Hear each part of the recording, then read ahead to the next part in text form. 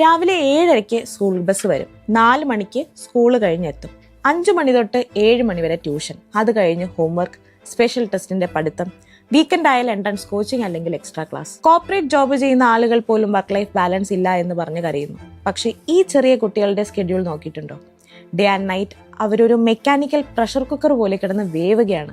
നമ്മൾ വിചാരിക്കും ഇപ്പോഴത്തെ കഷ്ടപ്പാടല്ലേ, നാളെ ഡോക്ടറോ എഞ്ചിനീയറോ ആവാൻ പറ്റുള്ളൂ, കോമ്പറ്റീഷൻ ഭയങ്കര കൂടുതലായിരുന്നു. പക്ഷെ ഈ കണ്ടിന്യൂസ് മാരത്തോൺ റണ്ണിങ് കാരണം അവരുടെ മെന്റൽ ഹെൽത്തിന് എന്താ സംഭവിക്കുന്നതെന്ന് ആലോചിച്ചിട്ടുണ്ടോ? സ്കൂൾ പ്രഷർ എന്ന് പറയുന്നത് വെറും മാർക്സ് മാത്രമല്ല, അത് സത്യത്തിൽ കുട്ടികളുടെ സെൽഫ് വർത്തിനെ, അവരുടെ ഐഡന്റിറ്റിയെ തകർക്കുന്ന ഒരു ഐറ്റമാണ്. The comparison trap. നോക്കൂ, അടുത്ത വീട്ടിലെ കുട്ടിക്ക് 95% ഉണ്ട്, നിനക്കെന്താ 85 കിട്ടിയേ? ഈ ഡയലോഗ് കേൾക്കുമ്പോൾ കുട്ടി വിചാരിക്കും ഞാൻ മാർക്സ് കുറഞ്ഞു പോയാൽ അമ്മയ്ക്കും അച്ഛനും എന്നെ വേണ്ട എന്ന്. അവന്റെ ഐഡന്റിറ്റി വെറും മാർക്ക് ഷീറ്റ് മാത്രമായി ചുരുങ്ങും. രണ്ടാമത്, പെർഫോമൻസ് ആൻസൈറ്റി. അടുത്ത എക്സാമിന് മാർക്ക് കുറഞ്ഞാൽ വീട്ടിൽ എന്താ സംഭവിക്കുക എന്ന ചിന്ത കാരണം രാത്രി ഉറക്കം വരാതെ പാനിക് അറ്റാക്ക് വരുന്ന ധാരാളം കുട്ടികൾ നമ്മുടെ നാട്ടിൽ നിന്നുണ്ട്.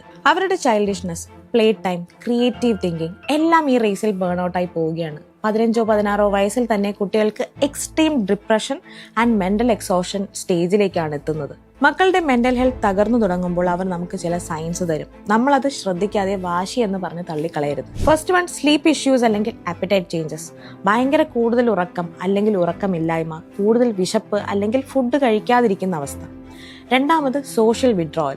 സ്വന്തം റൂം പൂട്ടിയിരിക്കുക, ആരോടും മിണ്ടാതെ സൈലന്റ് ആവുക. മൂന്നാമത്, ഫിസിക്കൽ സിംറ്റംസ്. എക്സാം വരുമ്പോഴേക്കും വയറുവേദന, തലവേദന, വൊമിറ്റിംഗ് തോന്നൽ.